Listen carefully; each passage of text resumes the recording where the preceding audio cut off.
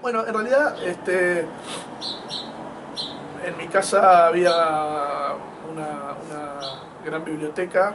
Mis viejos en un momento tuvieron una librería y muchos de esos libros, la librería cerró, pero muchos de esos libros después terminaban en mis manos, de niño, y empecé leyendo cuentos de la selva de Quiroga y Saltoncito, bueno, que no es un cuento, pero digamos que podría ser sí un pequeño conjunto de cuentos infantiles.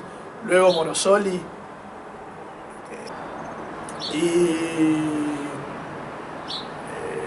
luego me metí con Carver y fue llegando Chiver, y de ahí el pasaje fue a Chekhov, y luego bueno, a Turgenev y los rusos y Maupassant, y bueno, y el recorrido digamos que se hizo, atravesó fronteras y épocas, y, y me fue llegando de manera casi intuitiva, y después por propia investigación mía, ¿no? No sé si hay una relación directa de influencia, o quizá todavía yo no la capte, hay autores que me gustan mucho y que creo que quizá eso pueda repercutir después en algo de lo que yo escriba. Me interesa muchísimo Tom Wolfe, me interesa muchísimo James Ellroy. No sé si los cuentos de Ellroy tienen que ver directamente con lo que yo escribo. Me interesa mucho la anécdota.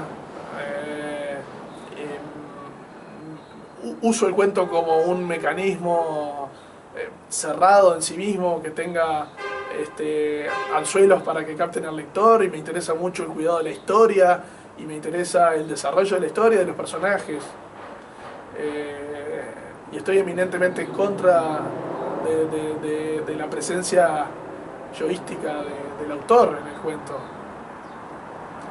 El cuento, en eso considero que el cuento se debe parecer a una película, en cuanto a hacer entrar al lector en una caverna oscura donde mire una pantalla y le logre captar la atención, y que de pronto hasta se olvide que está leyendo un cuento.